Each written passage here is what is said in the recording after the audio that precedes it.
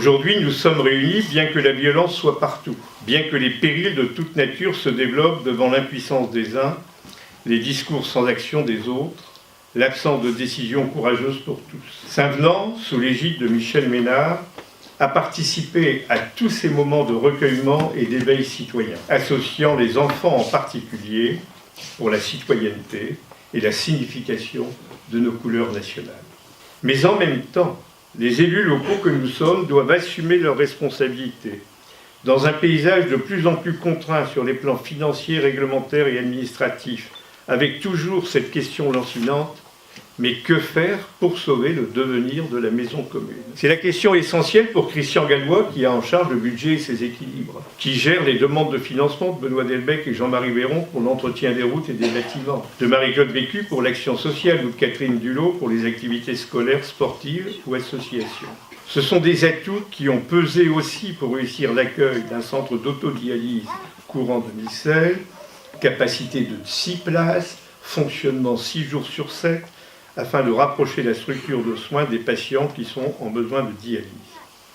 Cette implantation, Christian le rappelait, se fera aller Charles de Foucault face aux établissements Vanal, aujourd'hui nouvelle friche industrielle, sur le devenir de laquelle nous sommes interpellés. Ces friches occupent beaucoup de temps et d'argent. Maisons inondables, rachetées et démolies, baraquement de 1918, enlevé pour construire la résidence Gentignac, baraquement de la place verte, supprimé pour aménager un espace central, hangars terriers et maisons attenantes supprimées pour devenir carrefour, logement de la résidence Vauban et cellules commerciales. Cours de la Carre racheté ainsi que la ligne SNCF, en accueillant maintenant le béguinage, la maison des services et la salle du Clos. Friche U et le Poivre en pleine transformation pour des logements essentiellement destinés aux étudiants, voire à un cumul avec la location touristique. 2016 verra un nouveau cortège de réalisation avec la reconversion de la friche Fabec, où 2 avant-projets sont en cours. Une aire de camping-car sur la route européenne des vacanciers avec la communauté artoise, Liste sans frontières et l'Union européenne d'une part. Un accueil muséal de l'histoire des sapeurs-pompiers dans le grand bâtiment d'autre part. Attention, ce que je vous donne, ce ne sont que des projets, ils restent à finaliser dans leur équilibre financier.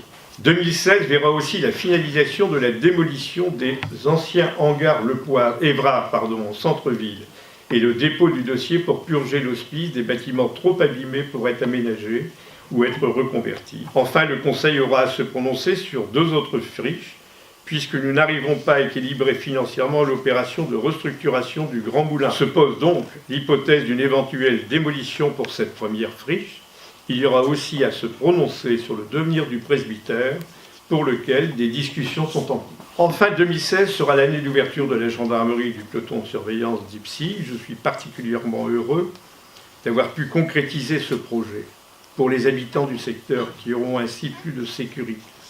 La ville se dote d'un excellent outil et a pu également réaliser un développement harmonieux de ce secteur, comme le rappelait Christian tout à l'heure. Saint-Venant, c'est aujourd'hui une place importante dans les nouvelles technologies, tant pour la communication que pour l'éducation. Saint-Venant, c'est aussi Emeline, ici dans la salle, et le Téléthon, qui apporte près de 10 000 € pour la recherche contre les maladies orphelines, sans compter toutes les autres associations qui participent à la vie et au rayonnement de notre ville.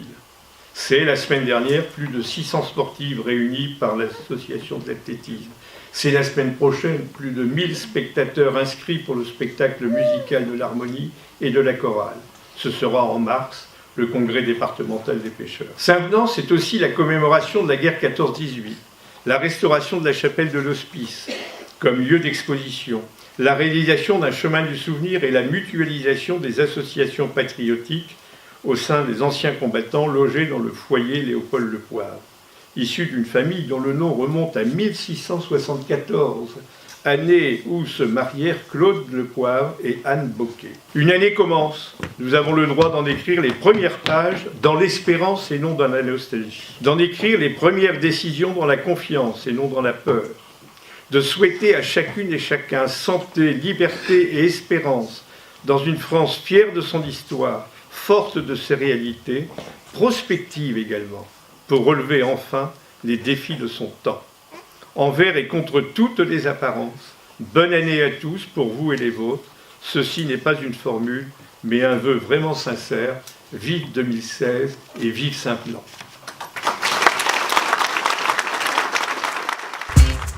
Thank